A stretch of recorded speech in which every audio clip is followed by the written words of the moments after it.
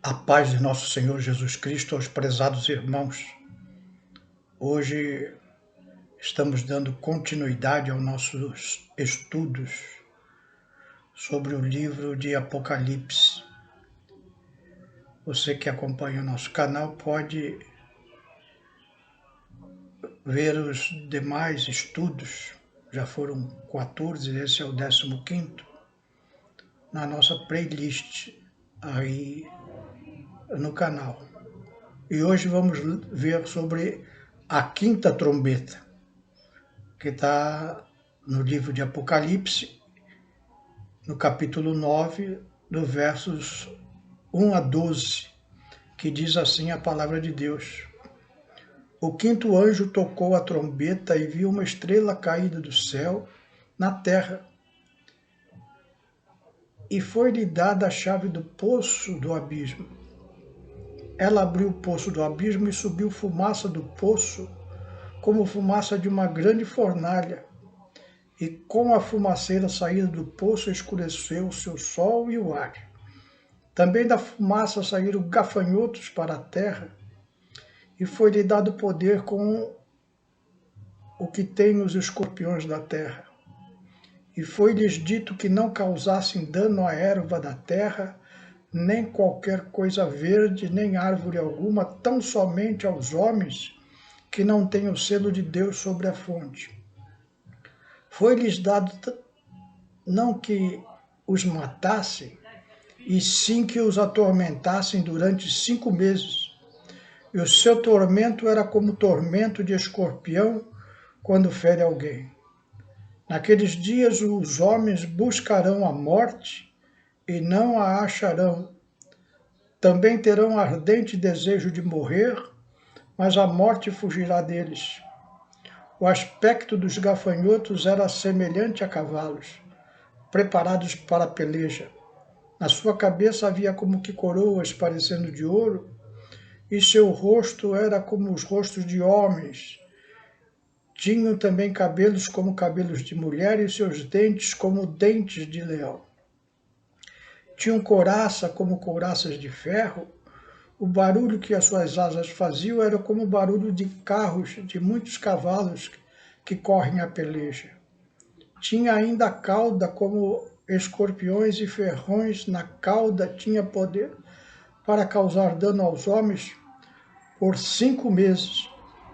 E tinham sobre eles como seu rei o anjo do abismo, cujo nome em hebraico é Abidom e em grego Apolion. O primeiro ai passou, e eis que depois destas coisas vem ainda 2 ais. Vamos fazer uma breve oração.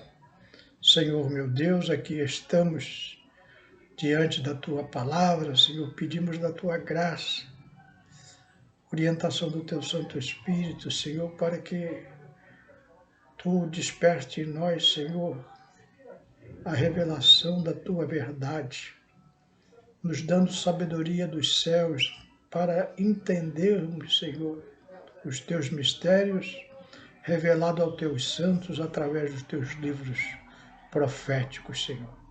É o que te pedimos em nome de Jesus. Amém. Recapitulando, no toque da primeira trombeta, as árvores e as ervas são atingidas. No toque da segunda trombeta, os mares, peixes e navios são feridos. No toque da terceira trombeta, são contaminados os rios e as fontes de água. No toque da quarta trombeta, o sol, a lua e as estrelas escurecem. Agora, aqui na quinta trombeta, a natureza não pode ser contaminada. Isso é importante. Segundo, os selados não podem ser atormentados. Aqueles que tinham o selo na testa do Senhor Jesus. Os demônios podem atormentar, mas não podem matar. O seu poder está limitado a 5 meses. essa passagem, aparentemente complexa, com muitos detalhes, eu quero apenas me reportar a um detalhe, que é o resultado de todas essas coisas que João está vendo. É o que está escrito lá no verso 4. Não causam dano à erva da terra, nem a qualquer coisa verde, nem a árvore alguma. Só atinge aos homens. Eu sempre gosto de lembrar a visão que o profeta Daniel teve. E lá no capítulo 12 do livro de Daniel, entre outras coisas, está relatado que ele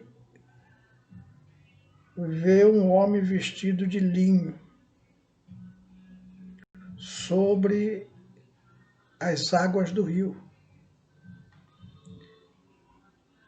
E ali ele dado várias instruções. E Daniel, quando chega lá no verso 8 desse capítulo 12, ele diz assim: eu ouvi, porém não entendi. Então eu disse: meu Senhor, qual será o fim destas coisas? No verso 9, o homem vestido de linho responde: vai, Daniel, porque essas palavras estão cerradas e seladas até o tempo do fim.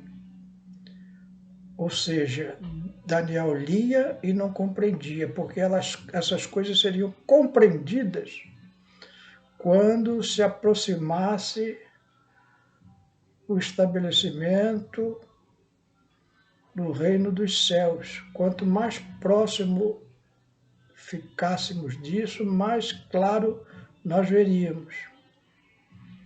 No tempo de João, já há muitos séculos após Daniel, João também tem visões tremendas como esta que estamos lendo aqui no capítulo 9. Mas João é um homem do primeiro século.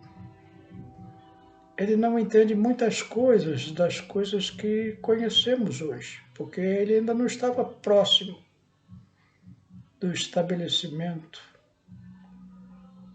do final. Quando a Bíblia fala, enfim, fala de criação de novos céus e nova terra, de vida eterna. E João estava longe ainda. João não conhecia as armas que conhecemos hoje, então ele descreve com as suas palavras. O que percebemos aqui que é algo demoníaco. Fala em anjos do abismo como Abidom e Apolion.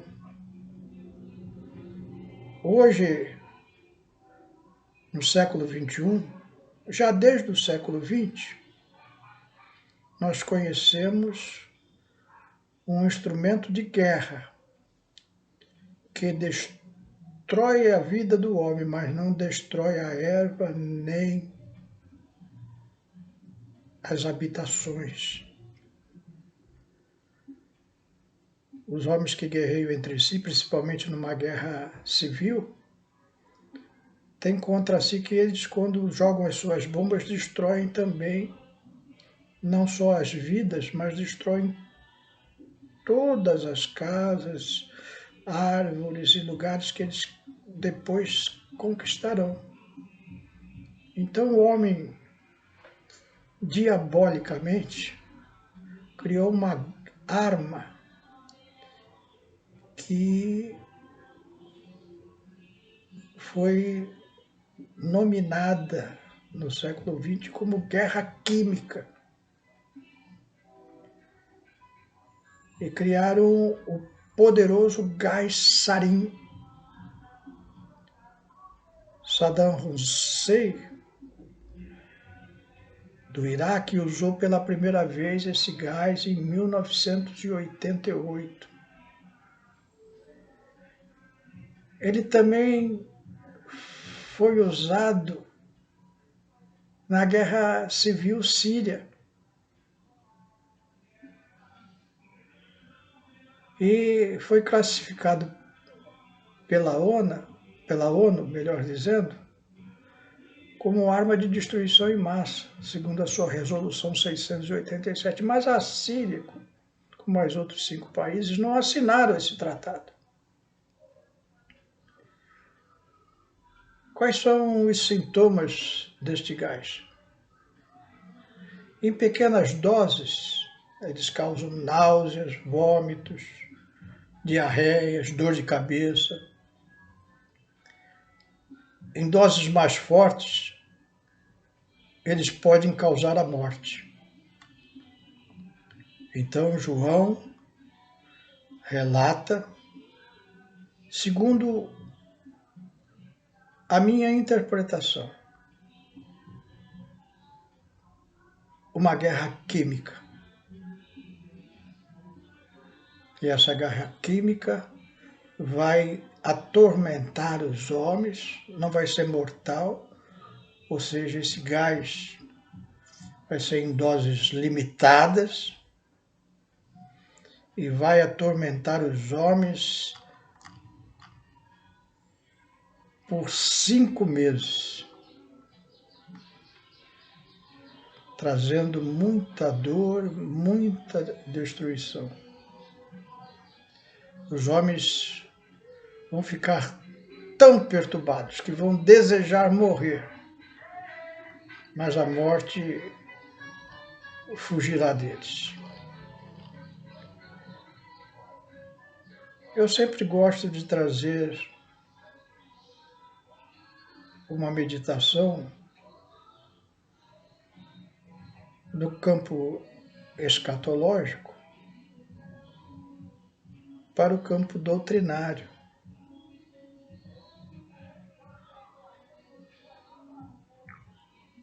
E o que me chama a atenção nesta passagem é o poder do invisível. Lidamos bem com o visível. Mas como lidamos com o poder do invisível? Os homens sabem lidar muito bem com o visível. Pegam uns legumes, umas verduras e faz uma sopa deliciosa. Junta umas peças e monta uma máquina. Sai um carro, sai um avião, sai um foguete. O homem lida muito bem com o visível. Mas como é que ele lida com esse poder invisível? Atualmente estamos sendo atacados pelo invisível, com vírus que não vemos.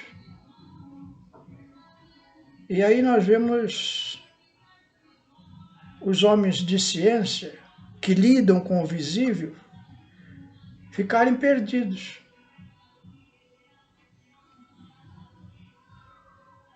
Como aprendemos a lidar com isso?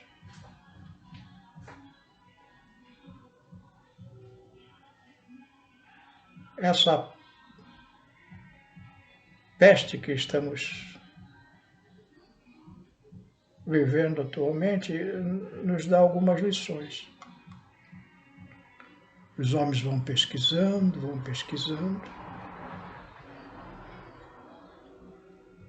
até descobrirem uma vacina que possa impedir que esse vírus continue a se propagar. Então eles tentam, através de técnicas de laboratório, tornar o invisível visível. E depois de verem, eles buscam uma solução, recolhendo informações do mundo físico. O mundo psicológico também funciona da mesma maneira. Nós não sabemos o que as pessoas pensam. O que as pessoas pensam para nós é invisível. E aí ficamos novamente perdidos. E como a psicologia lida com isso? Nós mesmos, pessoas comuns que não temos nenhum estudo nesta área, temos uma certa psicologia. Nós observamos as pessoas, convivemos com elas, vamos recolhendo informações e aí, com essas informações do mundo invisível, nós começamos a entender algumas coisas de como essas pessoas pensam e funcionam. E através dessas informações que vão nos clareando, trazendo o mundo invisível para o mundo visível, nós lidamos com essas pessoas de uma maneira melhor possível. Deus está nos ensinando a lidar com o invisível. Por isso eu insisto tanto nesse estudo de Apocalipse. Porque é Deus nos ensinando a lidar com o invisível. Há um mundo espiritual. Aprendemos sobre ele recolhendo informações e formando imagens. Lá em 1 Coríntios, capítulo 2, versos 13 a 15, o apóstolo Paulo ele diz assim: disto também falamos, não em palavras ensinadas pela sabedoria humana, mas ensinadas pelo Espírito, conferindo coisas espirituais e co-espirituais. Ora, o homem natural não aceita as coisas do Espírito de Deus, porque eles são loucura e não pode entendê-las, porque elas se discernem espiritualmente. Porém, o homem espiritual julga todas as coisas, mas ele mesmo não é julgado por ninguém. Então, o apóstolo Paulo fala, olha, o invisível mundo espiritual pode ficar visível para você. Como? Conferindo as coisas espirituais com as espirituais. Mas para isso você não pode ser um homem natural. Porque o homem natural não aceita as coisas do Espírito de Deus. Porque eles são loucuras. É esse texto que lemos de Apocalipse agora parece para o homem natural loucura. Não entendem nada, mas nós que temos discernimento, pelo conhecimento da palavra de Deus, vamos conferindo essas coisas espirituais e vamos percebendo que Deus está nos mostrando as coisas futuras que vão acontecer para nos preparar para lidarmos com este mundo espiritual, tão bem como lidamos com o mundo material. 3 coisas importantes que precisamos saber sobre esse poder invisível, esse poder espiritual, invisível, melhor dizendo. Esses poderes espirituais, ele tem uma força incrível. Alguns para o mal, como vemos no texto. Uma segunda coisa é que Deus dá graça aos seus eleitos, os selados, para identificar esses poderes presentes e futuros através da sua palavra. E uma coisa de mais importante, os selados não serão tocados. Então, quando conhecemos este mundo espiritual, esse mundo que o apóstolo João penetrou, conhecendo a mente de Cristo e nos revelando aqui de uma forma tão gloriosa, nesse capítulo 9 de Apocalipse, mostrando como em determinado tempo, que nós sabemos que será durante a grande tribulação, porque já comparamos as coisas espirituais com as coisas espirituais, e sabemos que uma guerra química possivelmente vai acontecer nesse período. Árvore nenhuma,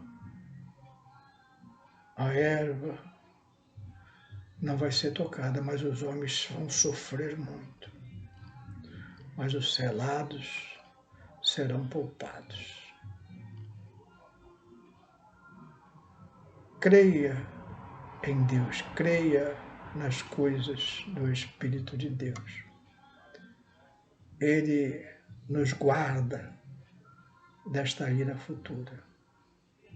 Que Deus abençoe a igreja. Senhor meu Deus, te damos graças, Senhor, porque é através da tua palavra, Senhor, dos teus servos, os teus profetas, nos é revelado, Senhor, coisas preciosíssimas, Senhor,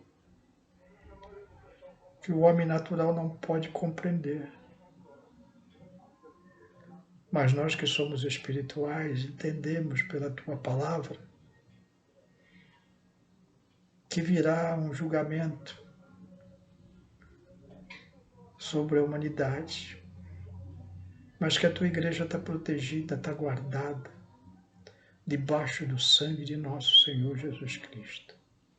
Abençoa os teus servos, Senhor, guarda, Senhor, que nós possamos ver o invisível, Senhor. É o que te pedimos e te agradecemos. Em nome de Jesus. Amém.